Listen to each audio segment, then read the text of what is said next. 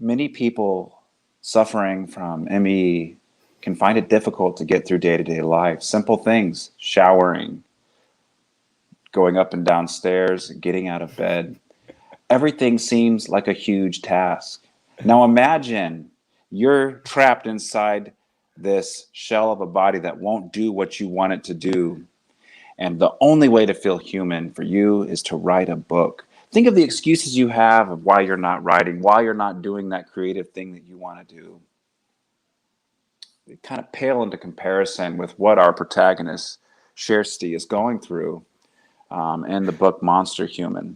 Now, if that's not enough, imagine on top of that, your form of emotional support, Eric, decides to leave just out of the blue.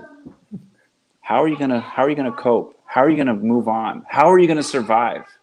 We'll be covering this in today's episode of the 2-Month Review.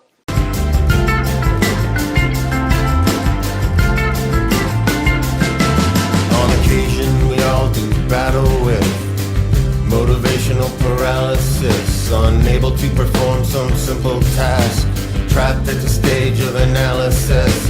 Thoughts of the shortness of life may beget bouts of shortness of breath in your chest, doubts about the worth of the night you got left, crowding out all but fear and regret. You got storyline fever, storyline flu, it's filtering how everything looks to you.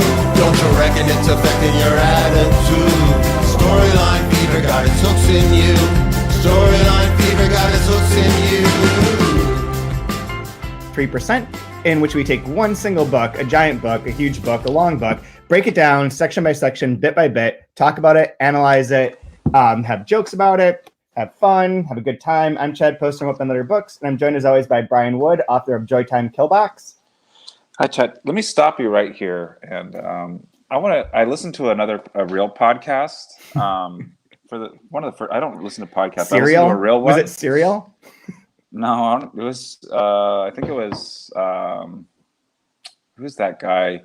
He's like the dead-eyed philosopher guy that like just wants everybody Malcolm to die. Gladwell?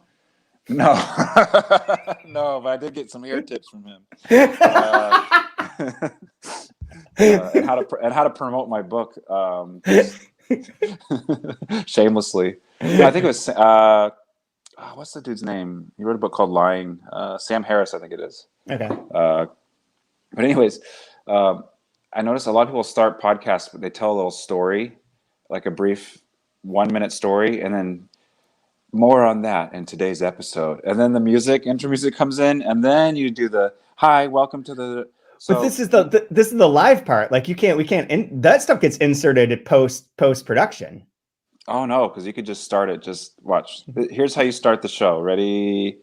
We'll pretend what you did doesn't exist, and it starts just like this, starting right now.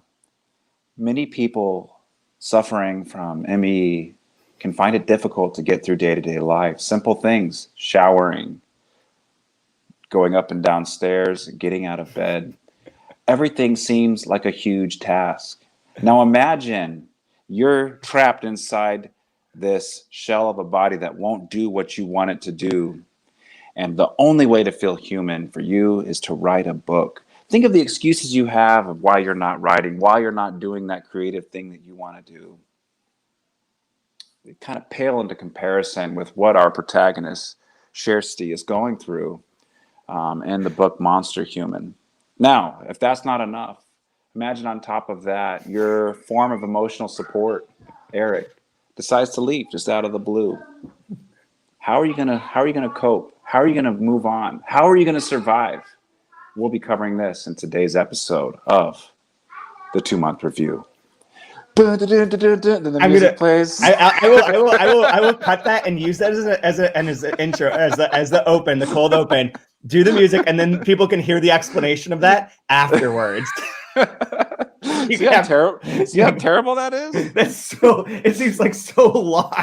Like I know it was insufferably long at times. So, Wilt, I want to thank you for taking time out of your ultra marathon training schedule to come on the podcast too. Yeah, seriously. Are you going for a 100-mile century run? I'm gonna go for 26.2 exactly. I can do not a step more. I tried to. My long run this week was 10 miles, and I basically died at mile 3. Nice. I just crawled for 7 miles. I have no interest in the marathon. I do the half marathon. I like to run enough, but I don't want to take the time to run 26 miles. I don't want to take 4 hours out of my life to die. Oh, I hate running. Everything about it is miserable. I don't like any of it. It's pretty miserable. It sucks. Yeah. I did mine already today, so I'm good. So yeah, we learned how to pronounce her name. Kjersti. See? Yeah, and I nailed that in the intro. See? You did. Kjersti Skomsvold. That is a big addition. There's we have more information about this book from the translator Becky Crook, that she told us about little games that were in there, little things that she had to do as a translator, and made it more complicated and that she had to deal with as issues. But I'm not going to share all that information because it'll be better when she comes on the podcast that she can tell us directly, and especially because I don't think we've hit any of the sections in which she talked about these little games and word plays that she had to do. So we'll leave that go. But she did explain to us that it's Kjersti, which got it.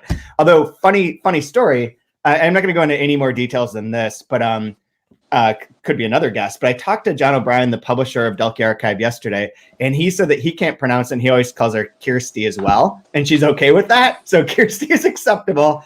Kjersti is correct. And also that he went, for the first time he ever went sailing, was with her and her dad. So cool. Make it a little bit more than just like a novel or an author writing or whatever. Like there's a real person there. And were they all wearing lesbian T-shirts? I don't know why. That would have been.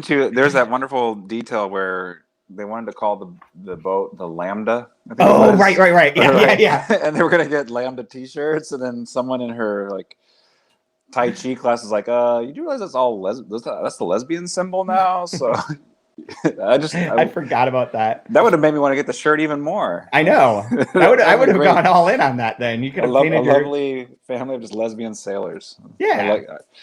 I love that. This is great little misunderstanding. So we went through pages 47 through 92 today, which is all of a section called My Cabin, and then part of a section called The Cellar. The Cellar is my favorite part of this book so far. I love this part, especially like after the first 10-15 pages. It took off for me, and I thought that was spectacular. But for people listening, I think one thing that I'm just going to throw this out here for future guests and for you, one thing I think that we can do with this book, since it is not super plot driven in a traditional sense, and since it is big, and I'm not sure that guests are going to be able to keep up with us, is that I think we could pick like 5-6 pages and give the guests just that and focus on that section and sort of talk around, use that as a way to talk about the other parts or to talk about this book. Because a lot of it is not necessarily repetitive, but it does get like, it's sort of circular, and you can just tell people what's going on and really focus in on like a few pages. So I have a section for this one that I think is really the top part. But since it's just the two of us, I know we both read it, we can sort of run through this in a chronological way. The first section, My Cabin, is where she gets dumped. Yes. Like, as our new podcast friendly introduction, our cliche podcast intro teases. Yes.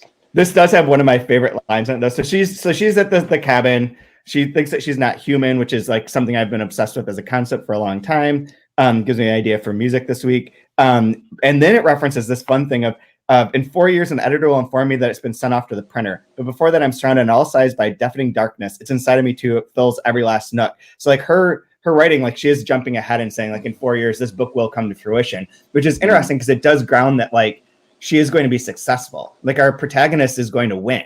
Like that. It's a weird setup in a way of like, I want to become a writer. And you could follow that as like a challenge that she has to get through and maybe attain or maybe not attain. And here she's giving away the fact that she does attain that. And I mean, because you're reading her book. So it's sort of like already self-explanatory. And her book's fucking big. So like she wrote a lot. Well, and I know we're kind of, I can't say we, like I am behind. This is the first thing I've read by her. But knowing that when you read the back of the book that her first published novel was The Faster I Walk, the Smaller I Am. Mm-hmm. And then we've learned the first line was I'm 90, I'm afraid of dying. and that's already been brought up. And then a little bit later, it talks about as you go closer to the speed of light, the smaller you become. Yep. Right. And she has an alternate title. So we're kind of getting this like playfulness of like she's writing her first book. So we know that it is going to be successful. And I meant to grab that. I have it at home. I think it's on the shelf, but it might be in the basement. But I wanted to grab it and just have it to look through too as we go through this and see like what changes. I read it years ago when it came out, but I think it was like 2010.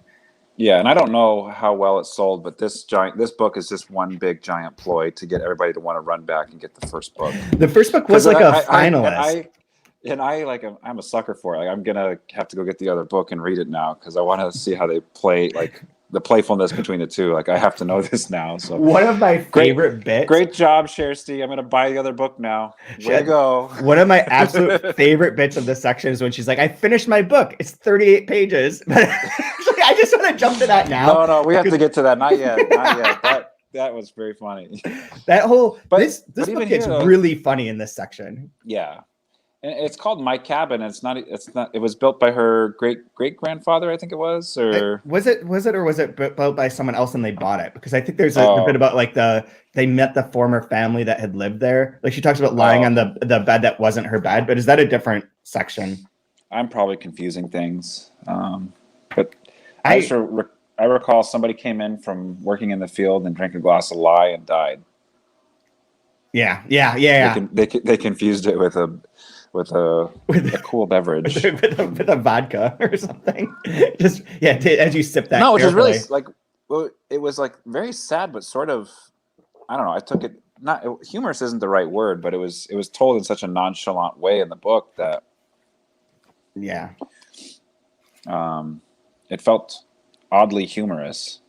Yeah, I can't remember where that is, and I might be mixing these two things up. I remember there's one part where she talks about a cabin where they're going skiing, and like that the family that had owned it wanted to meet them before they inhabit it. But that might be a separate thing. They might have multiple cabins for all I know. Right here on page 47, it says large rooms when my great grandpa built a cabin. That was a long time ago. He's dead now. He came home thirsty from the field. I don't know if it was a field, and he picked up a glass bottle that was on the porch and downed its contents, which he believed was water, but in fact it was lye. I like the ending part of that. I mixed up my great grandparents. The person who built the cabin wasn't the same as the one who downed the lye, and who knows which of them was amiable. There's like these little like aside moments where she's like clearly having fun in creating the consciousness of this character and like giving that kind of like, here's the information and then here's my reaction to it almost. Or like, here's my like little one-liner at the end. There's I have more to say about that, but I'll wait till I get to the next part. There's another part of like the future that I think is great. So she's talking about her characters, Epsilon and Mathea, which I realized as she did that ME stands for those two letters and her thing. That's great. But I like it's also funny because she's also mentioning how lame like all these. There's a support group for Emmy. There's a magazine for Emmy. There's poems about Emmy, and they're all awful. They're all terrible. Here's her book with characters M and E. You're like, God, like so it's like very self-deprecating. Thankfully, they have nothing to do with that. I love this part too, where she's like, she decides that she's going to be an author or whatever, and she's like, quote, she decided she had to be an author before she could fall in love, end quote. I will write in a future short story. Norway's most prominent poet will say that it's totally unrealistic for anyone to decide such a thing. It's a great self-own as well. I wonder if there's got to be some review or some quote where someone's like, this is stupid. I'll bet there is. I bet that's a real thing. I bet that's a real thing. So she buys her computer. She's not totally certain of what she bought, which is I thought that was kind of weird, to be honest. That she gets the computer and it's small, and she says a lot about that and whatever. Because wasn't she a computer science major? Yeah, it doesn't mean you use computers. Okay, fair. Just completely unaware. No, I think it's because authors and artists use apples, and then like real computer people don't. That's true. That's true. That's probably more. That's true. She's probably like, wow, this Mac computer is astronomically expensive, and it's also tiny, and its keyboard doesn't even work. So yeah, it's cool. Great job. That's pretty much my experience with Apple. It Which doesn't I'm come using. with it doesn't come with Linux on it. What the hell? One thing I think is interesting too is like a phrasing is this one of where she talks about going the study the computer stuff. It's on 58, and the phrase I say, and maybe the closest I can get to an apology is to add mumbling something about how I'm not exactly in the pink, which I don't think I've ever heard that way. I mean, I get it and I like it, but like I didn't. There's an interesting. I've never heard that as a phrase. Like I'm in the red and the black, but not exactly in the pink. I don't know. No, either. I like it. It might be one of these ones where that Becky was mentioning that there's a lot of things that are like plays on Norwegian spellings and are like intentionally misspelled to create other words, but that's a really hard thing to bring into English, or can be very tricky to figure out how best to do that in English. But I mean, it makes sense. It's just an interesting phrasing. Yeah, and so we do get she gets dumped in this one. You said, right? I thought so. She gets more explicitly dumped maybe in the next one, but in the next chapter, this part sort of blended together. But like she's like, will you tell him he's crying? He's like on page 51. She's like, what is it, Eric? And he doesn't respond. And I tremble at night. Blah, blah, blah. Eric, what do you have to tell me what it is? I said, hurry. Then he began to cry. And then the next page, he says, I know this is a terrible thing to say, but I no longer believe that you're going to get well. And then he leaves. I think that you should talk to someone other than me now. And your mom, can you handle calling her up? Can you ask her if she could come home, or should I do it for you? He wept into our kiss as he left. Then I left too, and maybe I knew I wouldn't come back again, and that's why I took the post-it notes. So like they do break up there, but like it becomes way more explicit in the next section where she talks about it constantly. But it's interesting because I think that this, like, she is sort of mired in this like underwater, like dependent upon him in some way, very much struggling with the disease. And I feel like she comes more alive in the next section when she's not with him. Yeah, it's almost like it's kind of the catalyst that sets her out to actually, instead of like having post-it notes and thoughts about the book, to actually writing the book. Yeah. What I liked about the cabin was you kind of start seeing, I really like seeing mom and dad and their kind of ability and inability to help her. Yeah. It was very perfectly like loving mom and dad, but still failing. Like it really reminded my own parents in a way. Who were that's I don't even know if my mom considers me a writer yet. Like she still thinks I journal. Like, that's coming. Yeah. How's your journaling going? It's like, oh fuck, man. Like how's your live blog? I went into student debt to be a journalist, like journaling. It's like scrapbooking, but with a degree. Good Lord, yeah. You're not really an artist. You're just a scrapbooker. It's like asking a painter, how are your crafts? How's the craft going? Have you sold anything at the Park Avenue Fest?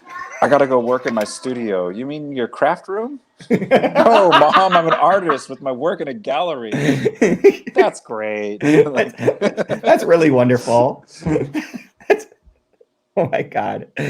Yeah, so that section's fine. Not my favorite, but it's good. There's nothing wrong with it. It's just it's a pretty it's one where she's very immersed in this. And I think the cellar is where this really starts to take off. Although I did have a question on that first page of the cellar on 61. And I wonder if this is also supposed to be a one of the like intentional mistakes that she makes. But in the very first section, she's talking about visiting an expensive migraine doctor. That didn't help. But I visited an expensive dermatologist and it helped for my mood, but the headaches got worse. Quote, you are never given a dream without also being granted the power to make it come true, says the dermatologist pamphlet. You may have to work at it, however. Dermatologists don't have shit like that, do they? I don't think so. I can't imagine, usually if a dermatologist told me that, I'd be like, you know what, give me some fucking Retin-A, motherfucker. Yeah. Like, I'm not here for you to give me some sort of cliched cat hanging onto a tree stuff. Like, no, I want medicine so that my face doesn't look like a mess. Buy this expensive face cream and your life will be better is usually kind of more of the yeah. Nobody likes looking at you now. Just buy this cream. You'll be fine. Yeah. No one will love you with crow's feet on your eyes. Oh my God. You have the power to change it, but not through your own thinking, but through this nice $700 Yeah. cream. Apply twice daily. Want more Instagram follows? Fix your face. That's kind of the pamphlet. Yeah.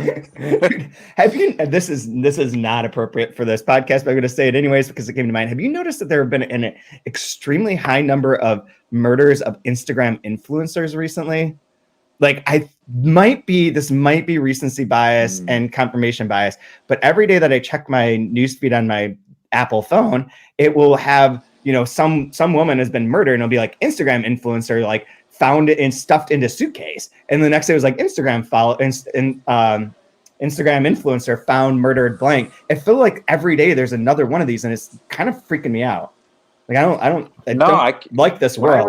When I read those, I can't get past the fact that Instagram influencer or social media influencer is a word now. Like it's just out there that we all accept and agree. One woman who was killed had 85,000 followers, and she was known for like just taking pictures in hotel lobbies for where she was traveling. And the last Instagram photo she has is just blue. It's just the sky. I don't understand the world. But like, she doesn't deserve to die. Like, I'm afraid that Instagram is creating like real, true monsters in the world who like see these people and think that they're close to them in some way and are like weird. And I don't like it. I don't like it at all. And I'm afraid to check my mail because there's probably another one. Yeah. Yeah. Anyway, so speaking of horror stories, heard though there might be something too where I think on Instagram they're gonna start getting rid of that shows you followers because they're worried about how it's like making like kids want to kill themselves because they're not getting enough followers, or it's messing with people, or there's all those fake accounts to the way like Twitter, like you get fake Twitter followers. They want to get rid of followers to get rid of bots and fake accounts and stuff. That would be smart. I mean, then how would we know? How do we know who the most famous? Who's influencing now? How do I know who's important? Who am I supposed to pay to like use my skin cream from my dermatologist? Which picture of somebody like pulling somebody by their arm, and you take a picture of pulling their arm? How am I supposed to know which one of those to look at? Oh my God. Whose feet by the pool am I supposed to be looking at as they cross their feet and go down the leg? Like, I need those. I need the good ones. Although on the upside, the second they take that off, I have 25,000 followers, and you can't prove otherwise. Yeah, but I'm gonna say the same thing. Yeah, exactly. Just tell that. So the 62 has a great bit, like talking about how she's a horror story. She's afraid of becoming a horror story, blah, blah, blah. But then there's this great bit. But I knew at once that a human who just lies in bed, 25 years old, who gives up, stops living, is going to die. That's how it is. Later, an American publishing executive will ask me why I've written a book. And Dad will read through my response before I send it. You can't write that you can't write that you're going to die if you didn't write the book. He'll say to me. I'll agree with him even if I don't agree. And I wonder if that publishing executive is John O'Brien. So I think that he's going to come up in here, but they're the only American publisher that's published her book. So I suspect that's who that would be, unless it's someone else who inquired and then whatever. But this is the part, this section is where she starts to get more witty.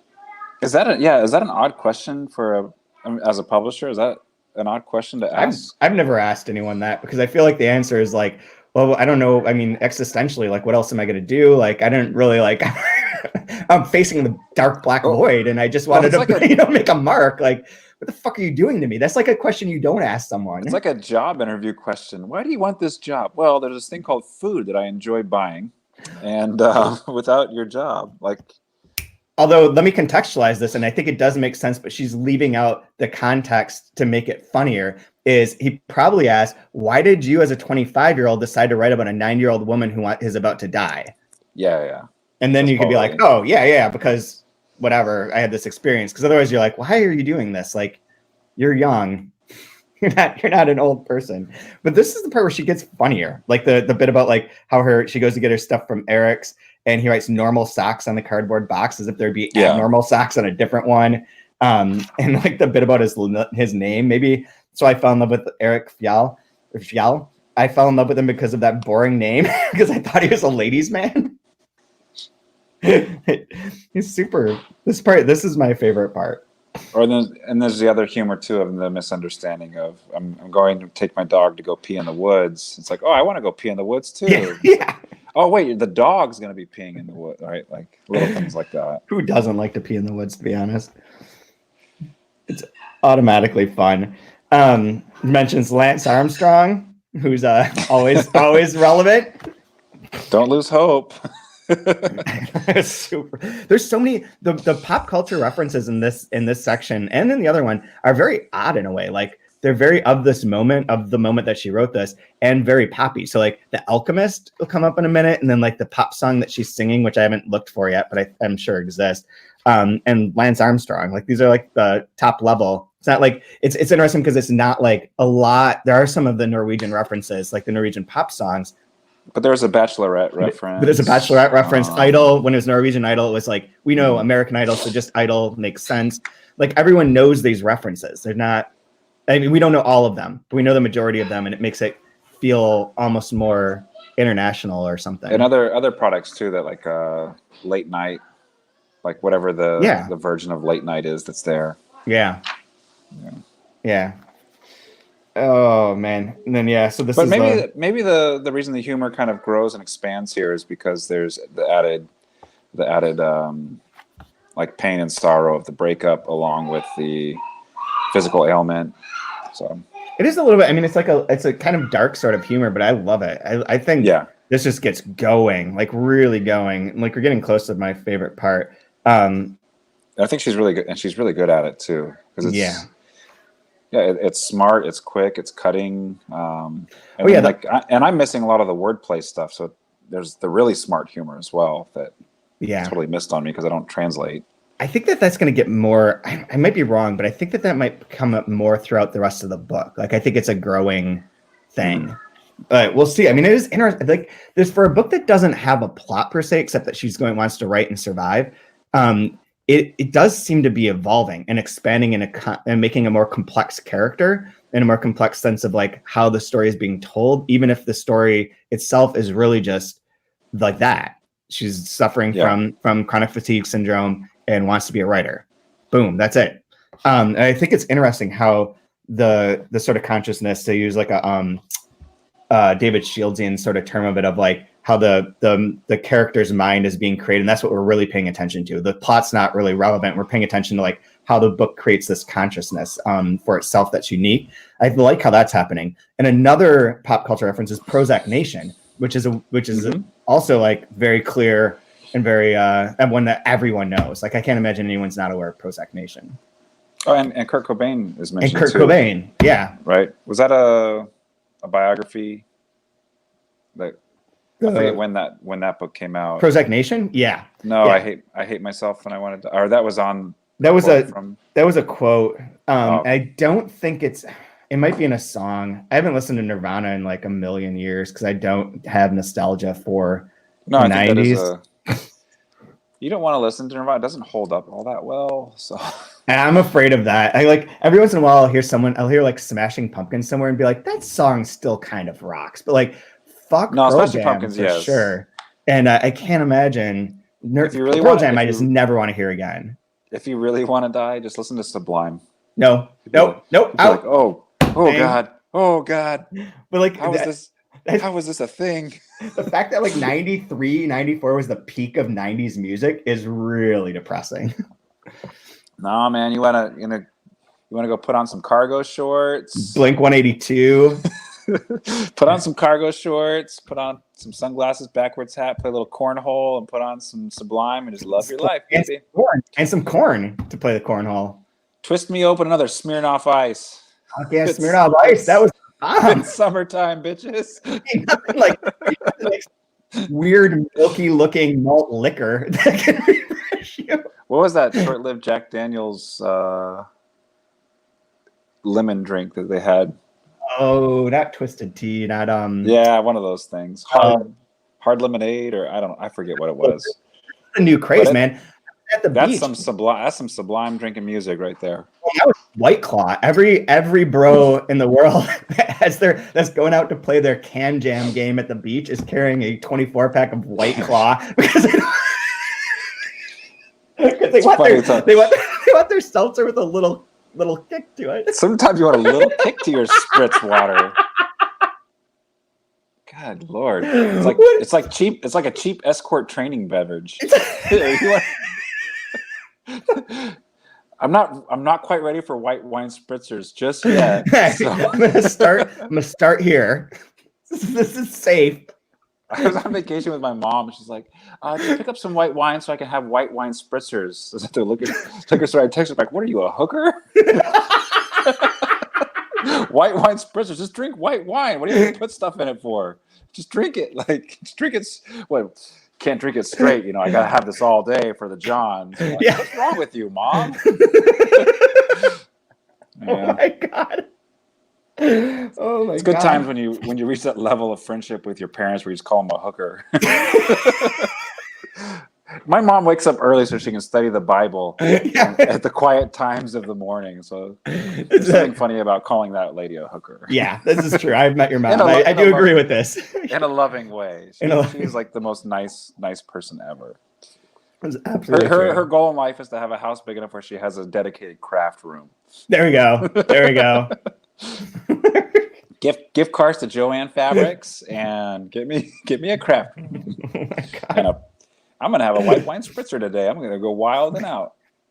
I don't know how we went sideways on this. Oh, talking about Bartles and James. Nirvana. Bartles and James. Who doesn't love a good BJ in the summer? That's right. Anyways. Then she starts getting anxiety attacks, which I heard a great quote on a different podcast yesterday where someone's like, I just don't really feel emotion anymore except for anticipation and anxiety. That's really like it. Like if I'm looking forward to something, I anticipate it. And then most of the time I just feel anxious. It's not that I don't enjoy things, but like, I don't have the same emotional enjoyment. I'm just like, I'm looking forward to that, or I'm very anxious. I feel that way when I watch any kind of TV series, especially like now that like Netflix and Amazon Prime are putting out so much original content. God. Like you'll watch one episode of it and you're like, oh, this is awesome. And then I just get this immediate anxiety like, oh, this is going to be terrible by episode 6. I'm going to end up hating this. And then I'm going to be mad that I watched 8 episodes of it. And then of course by like episode 5, you're like, this show sucks. Why am I even watching? Like just a range of emotion. That's about the only time I feel anything. Holding my daughter, nothing. Nothing. The birth of a child, nothing. Nope. Season 5 of a TV show. Oh my God. It's going to be so bad. 13 episodes of this. This is miserable. They're running out of plot ideas. Oh no. Oh my God. So also page 70 has our list that she's making these 5-point lists. And yes, that's on the cover is get well, author, study job, family. Okay. And then she has her change your mind, Eric, please change your mind, which I underlined because I thought that was like a good way of like, she's going through and trying to get better and then having that sort of undercut herself every once in a while, like still longing for him. I think that's fun. Author is one of those funny words. What's the difference between author and writer? Author is published, a writer just writes. Maybe, because I think technically an author is just one who's written. Yeah. But does written mean it's been published? But written maybe means like that's what finished. I always take it as. I would think of published, but maybe even just finished. An author has written a book. A writer is writing. Yeah. A book. It's funny because I was on a panel one time, and like they tell you like for the panel thing to like put in your name, your title, whatever stuff you've done. So I did that. I get on the panel, and everybody up there is like, it says their name, and on their name badge it says author. And then mine said writer because I wrote down writer because I just consider myself. So then I'm like, oh, okay. So I'm like the hack job person that's not a real author now. Fuck me. Oh my God. So it's like everybody up there's an author, and then here I am like journaling. Journal. You might as well put journaling. Journaler. Not even journalist, just journaler. No, that's just me. That's just me being insecure, obviously. But I got a kick out of author. Like, yes, I need to be an author, not a writer. Which is exactly what I want to start asking you questions, because her insecure, like the vacillations over this next section about her like writing of like being great and then being horrible and then being great feels very true to life to me. Of like the kind of ups and downs. So here's a question for you. Okay, so she on 72 she is thinking about what she's going to look like at her book release party. I plan to look like a dream at my book release party, and at the after party, I'm going to stand next to a nice man on Carl Johan and read the newspaper, and then I'll find out that I've been given rave reviews. What I wish for most of all is that someone will call the book a gem. Okay, so you have a book coming out very soon. What do you wish most for? That someone will call your book in a review?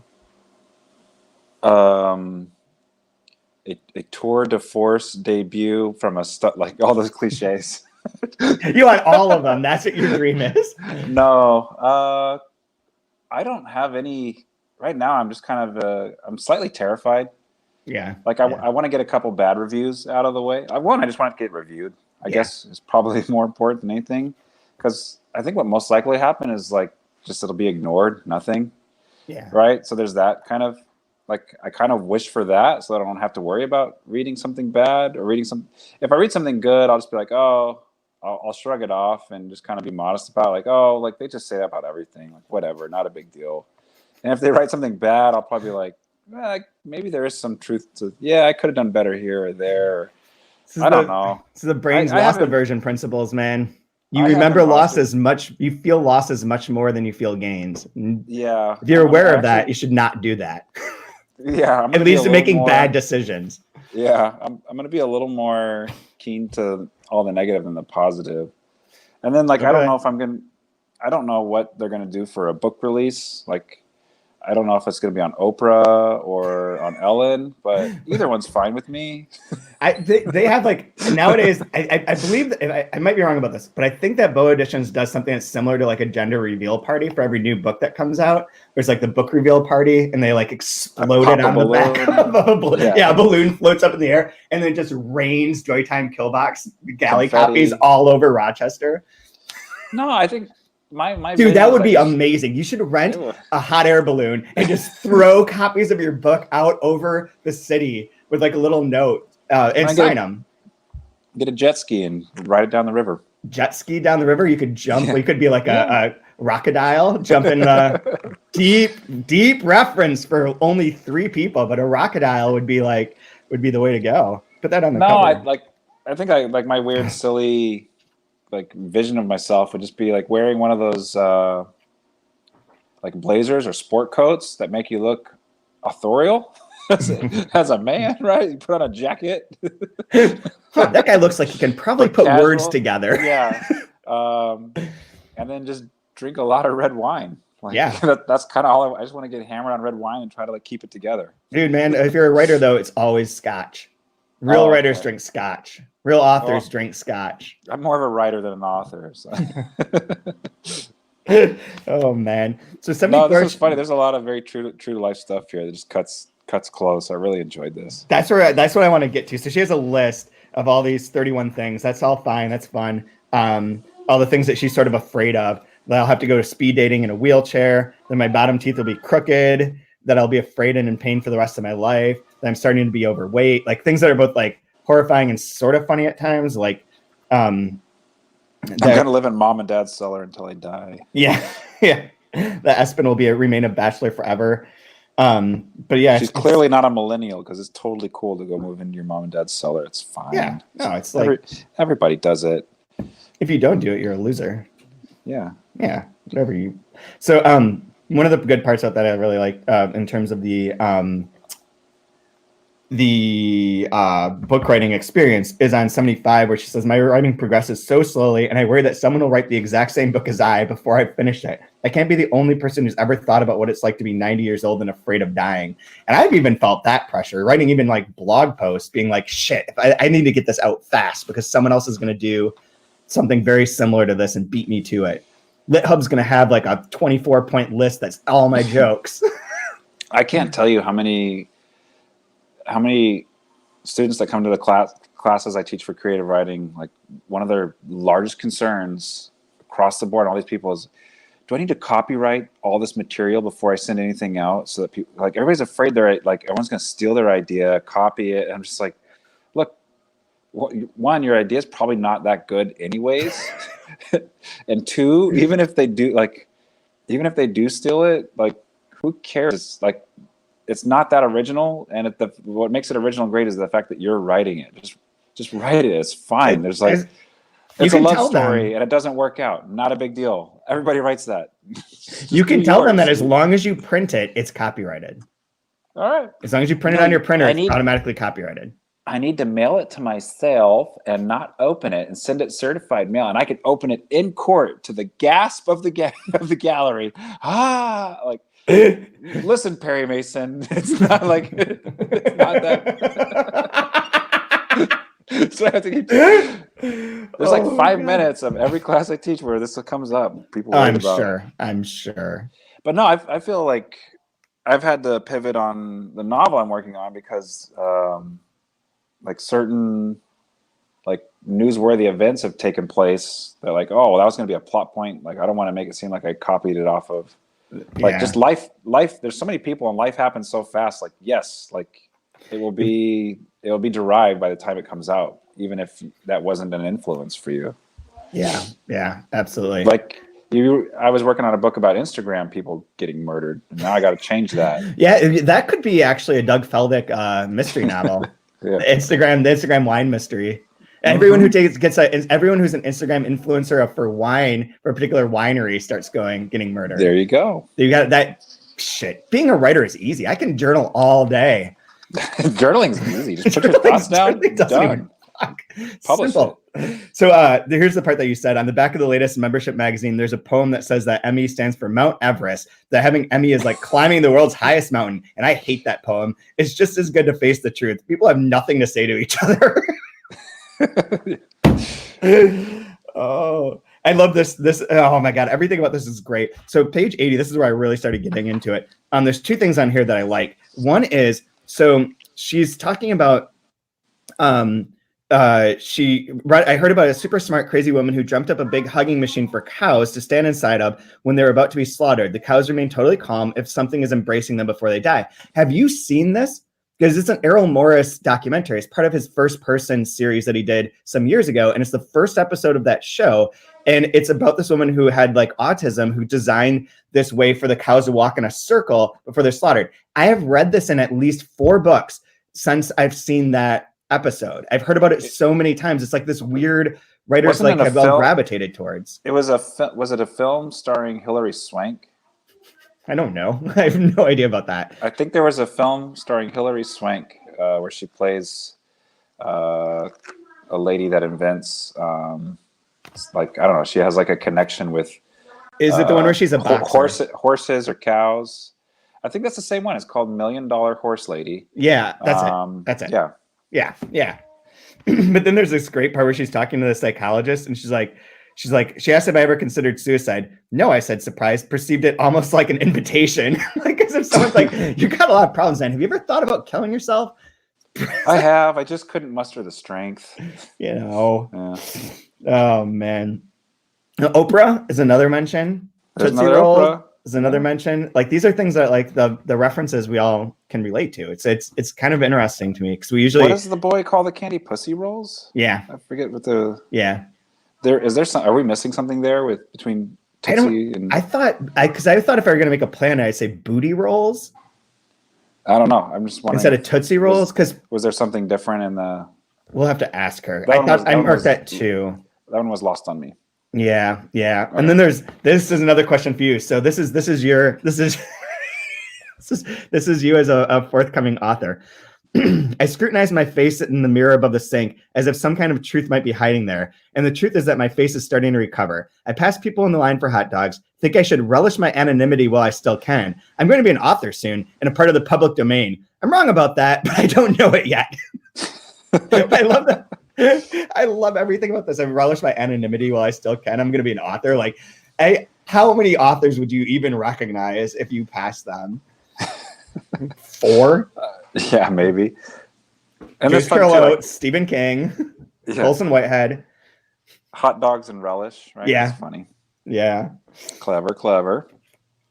No, yeah. This is the cabin part that I was thinking of. Anyways, but the next page is the one where I love it. 84 is where this just goes for me. So you got the bit where she says the faster you go, the shorter you are, talking about that relativity. Oh, A-Team, Rubik's Cube, more pop culture references that are very, very, very well known. The current title of the book is Larger Than Epsilon, and that's what it's going to be called until the very last second. And then it will be called something else, sort of like Walking Dogs becoming Joytime Killbox. Yeah, exactly. Just last minute, got to change everything. It happens. And then I thought this was the part that you would most gravitate towards. I continue talking with Espen about sonic booms and wavelengths. I want Mathea to listen for sound frequencies to determine if ambulances are coming toward or away from her. This should be possible. Cut it, someone will tell me later on, and I will do it.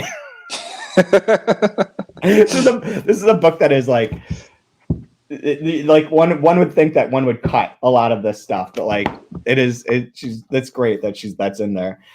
She gets preoccupied by slow time. Lars Sabi Christensen is also a reference and is one of the ones that's very specifically Norwegian, but he also has been translated in English and was fairly popular back in the early 2000s for a book called The Half Brother that did really well. So he's like sort of known too. So it's great. And then he goes into The Alchemist, which is the best quote and this is my favorite quote in this book. I think I marked like 4, but this one's maybe my favorite. I was encouraged by reading The Alchemist by Paulo Coelho, which is a weird, shitty book, and it sucks and it's got cult followings that are inexplicable. And a movie. I was encouraged by reading The Alchemist that even if I don't like what I write, it's possible that others will think it's just fine. In other words, I might be able to trick them. I might be able to trick millions. At least I could if I write something pseudo-religious. I love that. I love it so much. I love her There's a really good line too earlier where she talked about reading John Steinbeck, and she should have known earlier. I should have known earlier that it was good to be a socialist. Yeah. So good. And then the one that this is the paragraph that I thought would be the one that you would most appreciate is on 84. It's October and I finished writing the book. It is 38 pages long. I think about everything. I started laughing. I couldn't stop. I think about everything that these pages are supposed to accomplish for me. Make me better and give me a steady income and a husband and children. I read through the manuscript. It feels like half the book is missing. And I'm definitely not as funny as I thought I was. On the contrary, I tell myself that the next time I write a book, I won't plan so much ahead and I won't try to be funny. I read through my diary to see whether there are any good missing points hidden inside. There aren't. I changed the line spacing from 1.5 to 2. That feeling of not knowing how to write. I love that paragraph. That's the one that I think like most like gets into the spirit of like, if you're a writer and you've done this thing and it is an accomplishment and yet you're like, fuck. 38 pages. Better mark up that the line spacing. What's funny, because like that's one of the first things I always end up with when we do workshops, we have to teach is like, nobody cares how many pages it is. Everything is word count. Yeah. They're like switching from, what do you mean word count? What is a word count? Well, it's how many words you've written. That's what matters. It's not like, what the hell is a page? 250. Yeah, because if it's 8-point font and single space, boy, that's a big page. I don't want to read 100 pages of that. 38 pages of 1.5 spacing. Oh my God. It's funny. And this is the part like what you're talking about with your mom, like right down a little bit below that where she's like wants to research death but doesn't want mom and dad finding out. Even though they know I'm writing, they don't know that I'm writing a real book. Exactly. Oh, it's so good. I love this. That's awesome. Like even like that's awesome that your book got published. You know, your cousin published 4 books on Amazon last year. Yeah, exactly. Like, fucking mom, like those aren't books, man. They're like 38 pages long. They're 3 sex scenes involving one type of monster or another. Yeah. I have a real. They're 99 cents. It's not really. I got a real publisher, and I got an editor. I've got a publicist. Like, you can go to the Amazon and put the journals right onto the Amazon. You're an author. No, I'm capital R writing. #am. Capital R writing. Yeah, capital R writing. Am writing. Oh my God. Oh, perfect. So frustrating. No, perfect. That's basically all this section that I really wanted to talk about was that, especially this writing craft part where like her awareness is like it's deepening here. I love how this is like evolving and becoming more interesting as it goes along. I wonder if I feel like that's intentional. That like there's like an idiotic confidence that I love. Yeah. Like like when something gets rejected, like we talked about it in the last episode, where something gets rejected, and it's like, well, there must be something wrong because it was pretty awesome. Yeah. What I sent in must have been a mistake. Must have been a mistake. Other explanation. Thanks, but no thanks. There's you a know, great. It's like I won't be able to buy a hot dog pretty soon because I'm gonna be a world famous author. Yeah. And like all the little undercutting jabs though are so good. I should never read. Oh, like the poetry one. Please don't think that I can write poetry. I say, no, I don't, says mom. So I read her the poem. She says and then walks out. I should never read anything aloud for people again. And the other page 89 is a great one too. The hair specialist determines that I have grease and fungus in my scalp as if I didn't feel bad enough already. I tell her I was recently dumped. Just like such a great line. Like I can envision that as someone being like, man, your stuff's all messed up there. And you're like, dude, I just got dumped. You should know that. That's an explanation. Fungus, whatever. So yes, I'm really getting into this now too. Yeah, it's fun. I think the character's really kind of coming alive and the humor's coming out more. Yeah.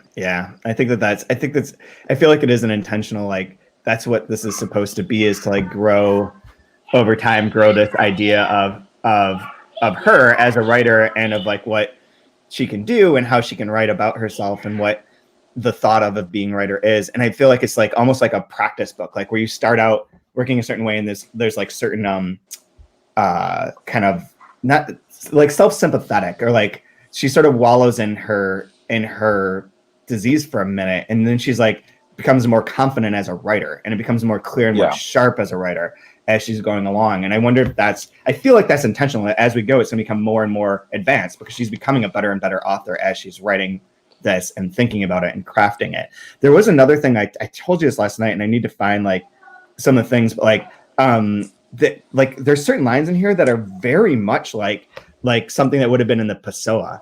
Like you must work relentlessly to compose the life you want up until the moment you die. Like things that are like that kind of emo poetry bits, but because they're surrounded by like this funny voice and by like the concept of what she's doing, it's not nearly as like, oh, there's Pessoa feeling again, like in his big male author way. Like this is way better. Speaking of pseudo-religious cult-like followings, Pessoa, yeah. It's like so. Do not cross Pessoa fans, man. They're gonna come out and find you. I'm sure they are. They probably the number of viewers for this video just went up by 75. They heard me say that, and like they're now there. Oh, and there's comments and like, oh God, come on, guys, man. Sorry. Read that book start to finish and tell me that it's not flawed. There's something too, again, that I really enjoying with the fluctuation between not feeling like a human and then trying to like get back into feeling like a human again, and that experience that she's going through. Yeah, absolutely. Which is I really feel like kind of like the engine that's driving everything. Yeah, I agree. So far. There is too, like one thing that I think we can note is that every chapter is named after a space or a location that sort of create the setting, but also maybe create a sense of like of movement. So it's like the old folks' home, his cabin, my cabin, the cellar, and then for next week we'll finish the cellar and read the loft and read up to the zone on page 144. These all sound like after school youth programs. Yeah. Like you could go hang out and work on your book at the loft, the zone, the cellar. Come to the cellar. The human school. These are all community writing programs. They very much are. The human school. The old. I know the last one is the universe. Perfect. You can craft your. The herring factory. That sounds. They're either places to practice your. What do they call it? The herring factory is where you like rent a desk for improv. like 20 east of the river, where you rent a desk for like 20. It's an improv place. Yeah, that's true. The herring factory, free improv lessons every third Wednesday. Come learn the basics of and. Here at the herring factory, Wednesday nights. All right, give me an item and I'll tell you a true story. Escalators. Tell me the name of the item, my profession, and how old I am. Go. Do I have a volunteer? Oh God. The other so one. Page 92, and we're going to which one? 143. Got it. Oh, that means I love you in pager code. Remember that? Is it really? Yeah, I also learned watching a documentary on Mr. Rogers. That's what he kept his weight at for his whole life, 143 pounds. Yep. Wasn't that dude tall? No, I don't think so. But he worked tirelessly to stay 143 because 143 meant I love you. And so he wanted his weight to be I love you. Except in Japan, 4 means death. So well, that's fine, but he's not Japanese. Mr. Rogers isn't Japanese. I want you to die. Yeah. Well, I got to respect other modes. 143. Mr. Rogers' weight for his whole life. That's absurd. It's absurd. I have a weight joke for you, and I'll wait till I get off here. But good joke. I'll wait. I have a weight joke, but it's just an anecdote about a baseball player, so I'm going to save it for nobody wants to hear it on here. But the one part that you said is also funny is this part on 87. I'll say this is my favorite line, even though I've already gone through my favorite lines. But when he's talking about that there's so many people nowadays confessing about their ME on the news and on TV to stir up compassion and fear to get attention for themselves or for the illness. They show pictures on the news from a seminar about chronic fatigue syndrome. The doctor is Canadian. The participants are arranged reclining on the floor on camping beds. One woman has a blanket over her head. She's peeking out, squinting up at the camera light. Symptom, light sensitivity. Rest gives hope, she says. It's the worst thing I've ever seen. those little daggers are like, yeah, that's why I like this book. Like, I like that sort of like, man, fuck that shit sort of like feeling, or like even when she'll blow herself up and then like pinprick it of like, I didn't realize I'm not going to be a super famous author, or like, you know, my anonymity will still be there. Like, she does take herself down at times, and everyone, and that it's great. It's like little puncturing of these little balloons that could be either like super sentimentalized or like the emo thing, or whatever. She has some of that, and she's kind of growing past it at this point in the book, and like aware of how that reflects or how that presents itself. Do you have a favorite line? There were several. I'll just do this one for fun. On the bottom of page 86, I pull out the newspaper clipping that I've hidden behind my blue diary, behind the binder. Learn to be an author. Ugh, that's scary. Just another funny thing. I don't know. Oh my God, so good. It's really, really good. Really good. Okay, well, cool. Well, next week, we'll go through 92 to 143. We may or may not have a guest next week. We'll see. This is good to test out this new streaming service that we have to use, and hopefully everyone was able to watch it or is able to watch it in the future. And anyways, you can find us online at open_letter on Twitter and Instagram, and I'm Chad W. Post on all social media. You're Brian and Wood _. Yep. At Brian Wood _ Only on Twitter. Editions.org is where you can order a copy of Joytime Killbox. You can order it from your local independent store. Go to your local independent store. Tell them to order Brian's book in bulk, to put it on a table, put it on the front table, sell the shit out of it, make him famous. I'll come to your bookstore. If it's within driving distance, I'll drive there. Let's do this. Yeah. I'm an author. It's what authors do. I have to relish in this anonymity for little time that I have. You only have like a month left, I think, right? Before I'm super famous. Yeah. Yeah. It's gonna get October, 2 months, and then it's over. Then you won't be able to walk outside your apartment. Can't even buy a hot dog. You'll be trying to do your ultra marathon running, and people will be like mugging you and like asking you to sign parts of their body and stuff because you're so famous. Hey, the things we do to be authors. Right, I'm gonna go back to journaling after this, I think. All right. Well, thanks for coming on, and we'll be back next week with more of Monsterhuman. It's making horse shit sound true to you. Now it's impacting how you're acting too. Now it's impacting how you're acting too.